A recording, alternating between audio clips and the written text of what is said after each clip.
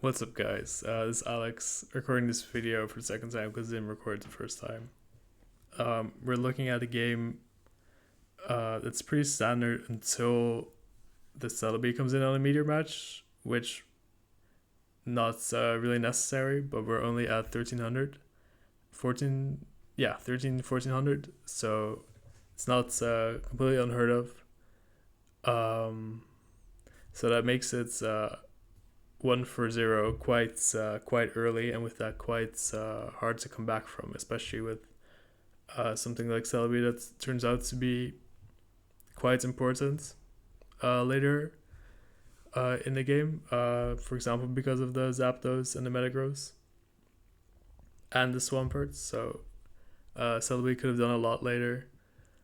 Apparently, also while the Metagross, because with Salamence as the next best thing, it's just gone after that. We're seeing a DDT tar, which can do a lot, but because the bottom is so far ahead, you can just sack the Zapdos and go into Swampert without any problems and get rid of this T-Tar.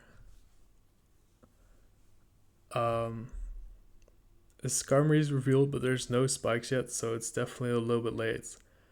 I kind of would have wanted to see that on the Metagross instead of the Celebi, because it's just really unnecessary. It was really unnecessary to get the Celebi gone.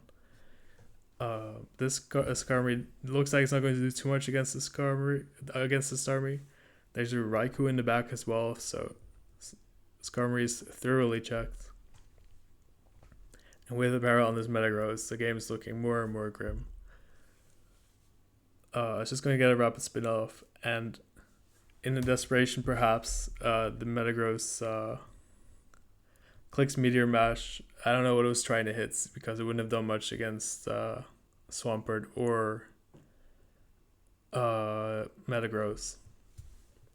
But finally gets this Starmie. Here's a Doug. I happen to know it kills because I've seen it before. And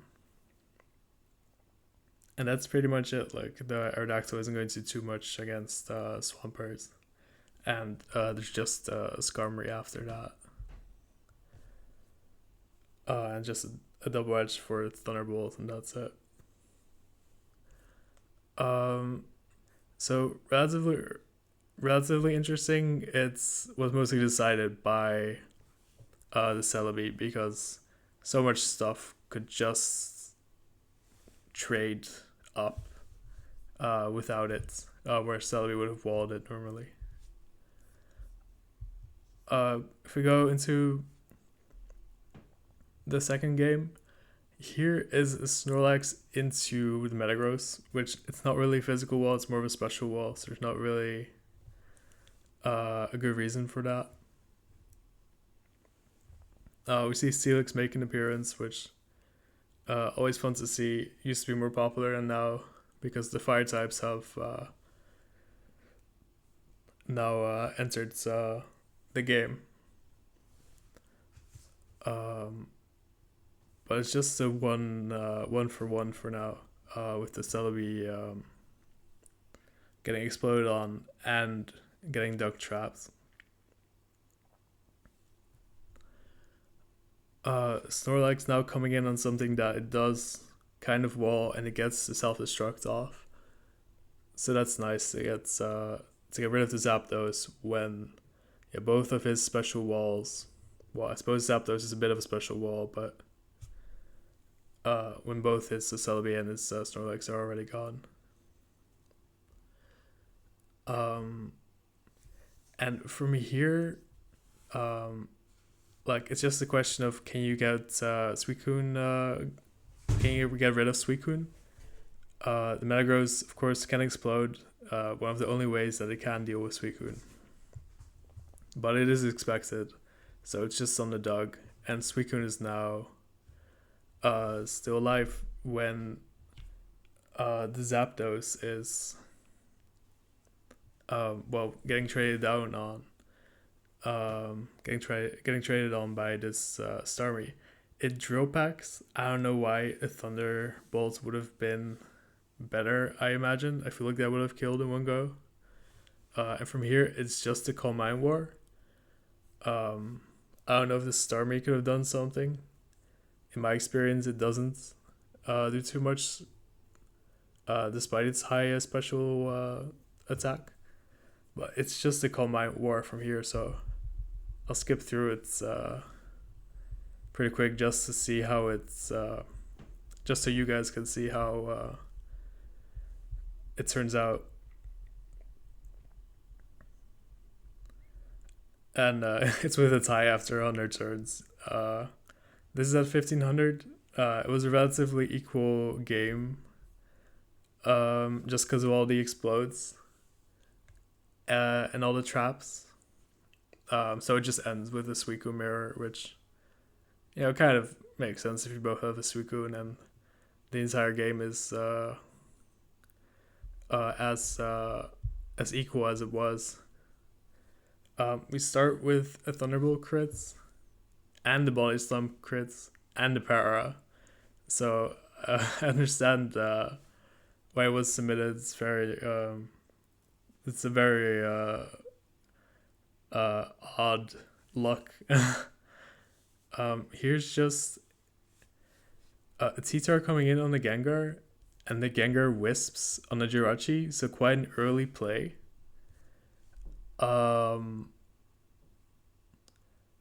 But it definitely worked out. Though in another world, the Jirachi would have just attacked, trying to sack itself, and it wouldn't have worked out. But it definitely did here. Skarmory just wants to get a spike off, trading it for Fire Blast. I don't know if it's the best moment to do it, but it definitely just does the trick.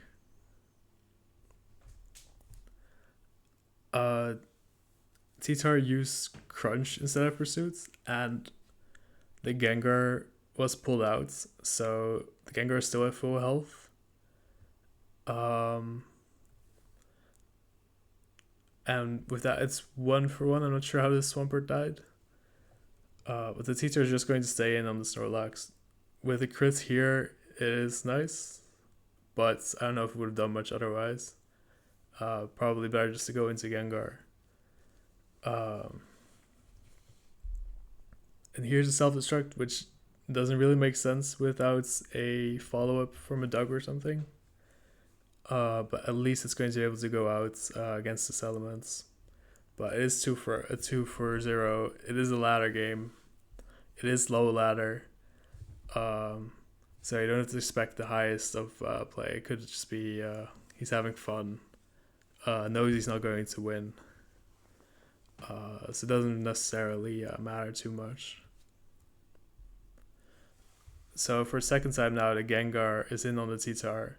Has HP Grass, but again predicts the 50-50. So they're going to be able to get another HP Grass off, and that was it. So interesting game. Got decided quite early because of this Snorlax blowing up on the T-Tar. Not really reason to do that. I assume there was better ways to do it. For example, the Swampert. But yeah, that was it. Thanks for watching.